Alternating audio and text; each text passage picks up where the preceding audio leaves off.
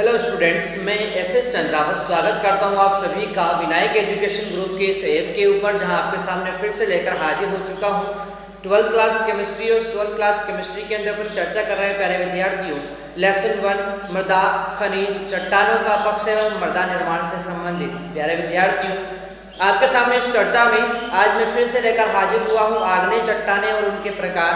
मैंने आप लोगों को पिछले सेशन में आग्नेय चट्टानों की बारे में बताया है कि आग्नेय चट्टानों का निर्माण जो होता है वो लावे के ठंडा होने के परिणाम स्वरूप होता है। यानी कि गर्म पिघला हुआ लावा जब ठंडा होता है, ठोस रूप धारण कर लेता है, तो उससे आग्नेय चट्टानों का निर्माण होता है। अब यदि लावा पृथ्वी के बाहर न आकर अंदर वाले भाग में ही जमकर ठोस अवस्था में बदल जाए तो उसे आंतरिक चट्टानें कहते हैं। और यदि लावा ज्वालामुखी विस्फोट के परिणाम स्वरूप बाहर आकर ठोस रूप में जमता है तो उसे अपन क्या बोलते हैं, उसे अपन यहाँ पर बोलेंगे आग्नेय चट्टान। यानी कि यहाँ पर जो अंदर की तरफ जमा हुआ है, यदि लावा अंदर की तरफ ही जम गया तो उसे आंतरिक आग्नेय चट्टान कहते हैं। और यदि वो बाहर के आकर जम गया है तो उसे अपन बाह्य आग्नेय चट्टान कहते हैं। यानी कि उत्पत्ति के आधार पर दो प्रकार की चट्टानें, आंतरिक और बाह्य आग्नेय चट्टानें अपन पढ़ चुके हैं। अब बात करते हैं अपन और भी आगे इसके बारे में।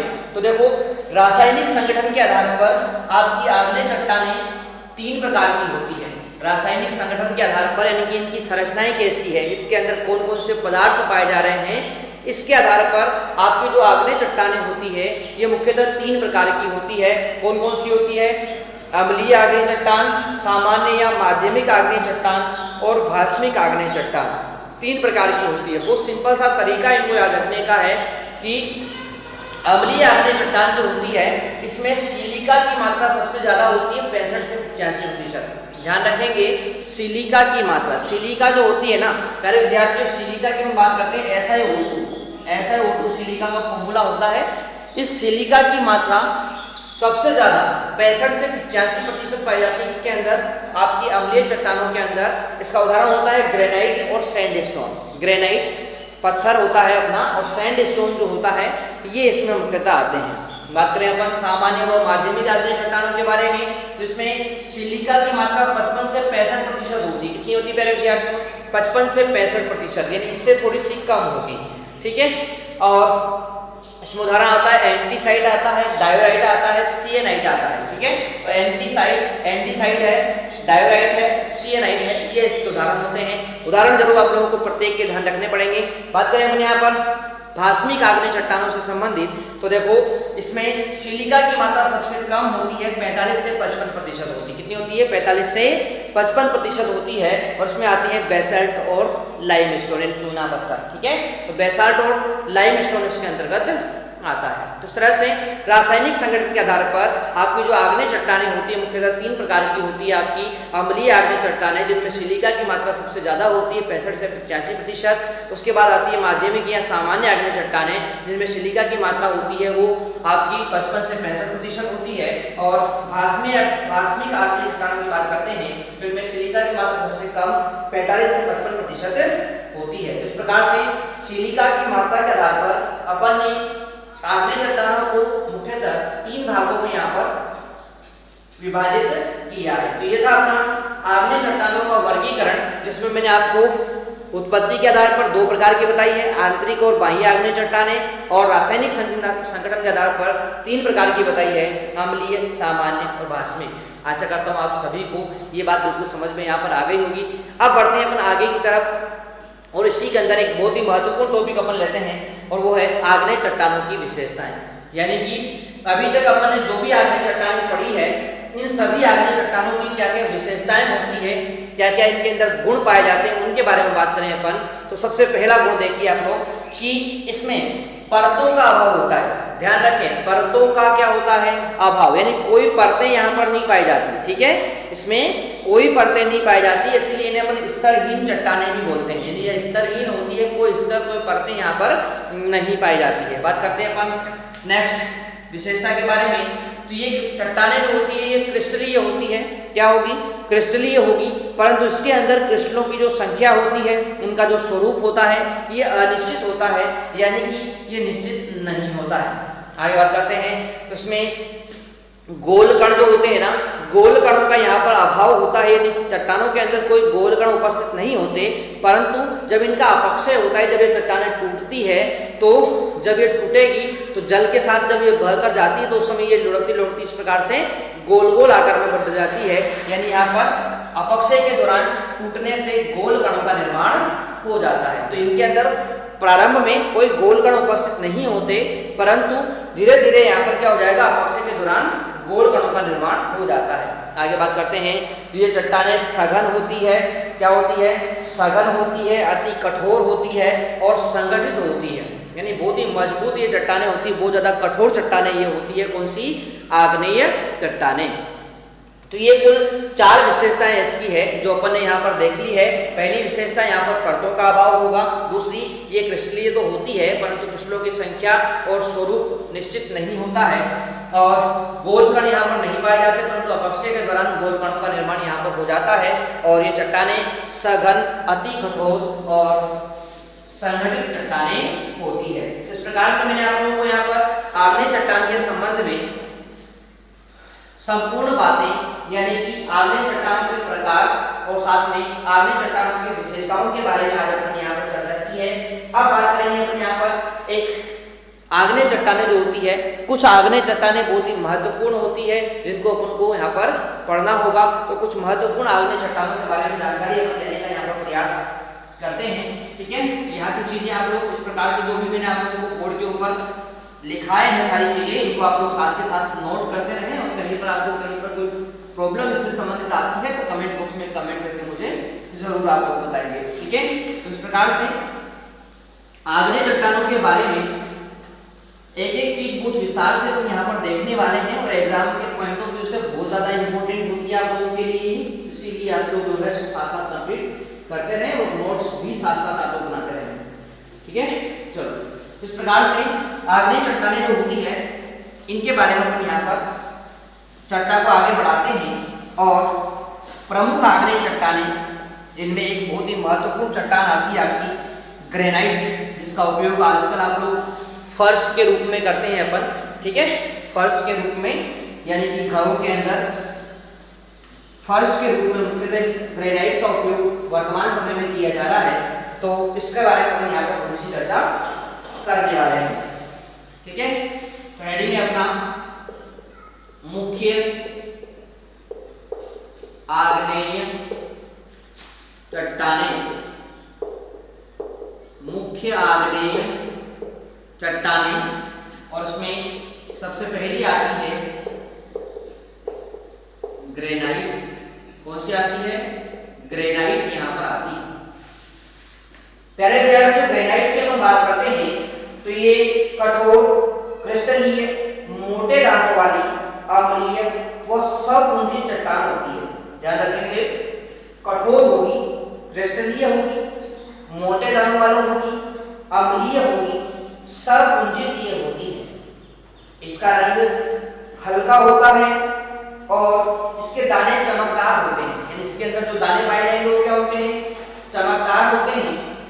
ये फेल्सपार है, माइका है, क्वार्ट्ज है, हॉर्न ब्लेड है एवं ऑर्थोक्लेड चट्टानों से बनी हुई होती है।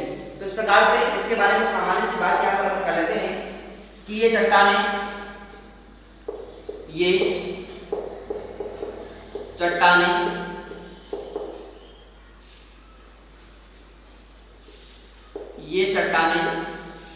कठोर,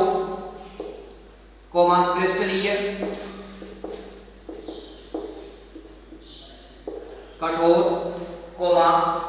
क्रिस्टलीय, मोटे दानों वाली,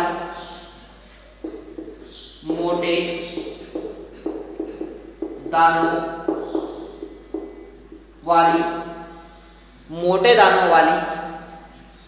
नेक्स्ट बात करें अपन यहाँ पर तो मोटे दानों के साथ में ही ये जो आपकी आग्नेय चट्टानें होती है, ग्रेनाइट चट्टानें होती है, ये अम्लीय तथा सपुंजित होती है। अम्लीय तथा सपुंजित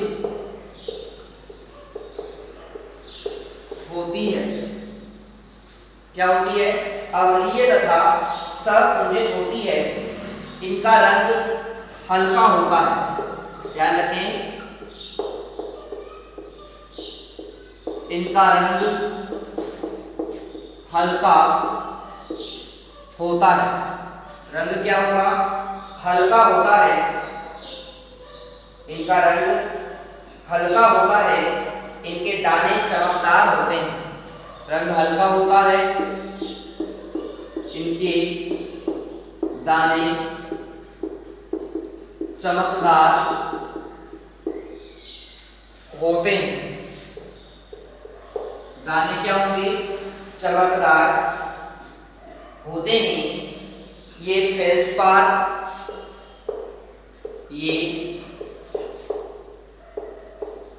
feldspar, mica, quartz hornblende, quartz हॉर्नब्लेड,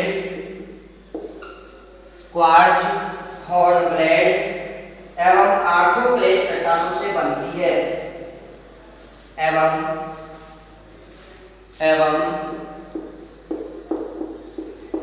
आर्थोक्लेड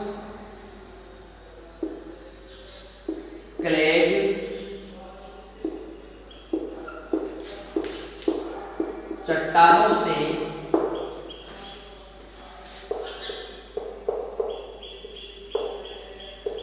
बनती है। एक बार फिर रिपीट करते हैं अपन। ग्रेनाइट चट्टानें, ये चट्टानें कठोर, क्रिस्टलीय, मोटे दानों वाली, अम्लीय तथा सपुंजित होती है। इनका रंग हल्का होता है, दाने चमकदार होते हैं। ये फेल्सपार, माइका, क्वार्ट्ज हॉर्नब्लेड, ऑर्थोक्लेड चट्टानों से मिलकर बनी होती है। नेक्स्ट बात करते हैं अपन, सेकंड होती है बेसाल्ट के बारे में बात करते हैं। तो ये भी आगे चट्टान का प्रकार है प्यारे विद्यार्थियों, और ये चट्टानें सूक्ष्म क्रिस्टलीय गठन वाली होती है, यानी यहाँ पर छोटे छोटे क्रिस्टल मुख्यतः पाए जाते हैं। साथ ही बात करते हैं इनका रंग गहरा होता है। ध्यान रखें, ये गहरे रंग से गहरे हरे से लेकर काले रंग तक में भी पाई जाती है। सामान्यतः इनका रंग जो होता है वो गहरा भूरा या काला रंग होता है, परंतु कुछ मात्रा में ये भूरे, हरे, नीले इन रंगों में भी पाई जाती है। ये कठोर व दानेदार होती है तथा भास्मिक प्रकृति प्रदर्शित करती है। इस प्रकार से अपन ने कुछ मुख्य आग्नेय चट्टानें जो दो प्रकार की थी, आग्नेय के अंदर ग्रेनाइट और बेसाल्ट, ये अपन ने पढ़ ली है यहाँ पर। आशा करता हूँ आपको ये समझ में आई होगी। अब बात करेंगे अपन, आग्नेय चट्टानें अपनी पूरी तरह से समाप्त हो चुकी है। अब बात करेंगे चट्टानों के दूसरे प्रकार के बारे में, और वो होती है आपकी अवसादी या परतदार चट्टानें। इनके बारे में हम बात करते हैं प्यारे विद्यार्थियों।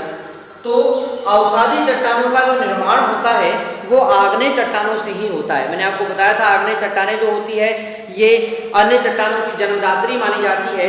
यानी यहाँ पर क्या होता है, आग्नेय चट्टानें जब टूटती है, उनका अपक्षय जब होता है, उससे जो भी सामग्री, जो भी कण उसके बनते हैं, वो कण जब एक स्थान से दूसरे स्थान पर जमा हो जाते हैं तो इससे जो चट्टानें बनेंगी उन्हें अवसादी चट्टानें कहते हैं। एक बात ध्यान रखेंगे आप लोग, चट्टानों के, आग्नेय चट्टानों के टूटने से जो भी कंकड़ पत्थर वगैरह बनते हैं उन सभी को अपन अवसाद कहते हैं। क्या कहते हैं, अवसाद। यानी वो जो अवसाद सामग्री है वो जब एक स्थान से दूसरे स्थान पर जाकर जम जाती है, जिससे बनी चट्टानें क्या कहलाती है, अवसादी चट्टानें कहलाती है।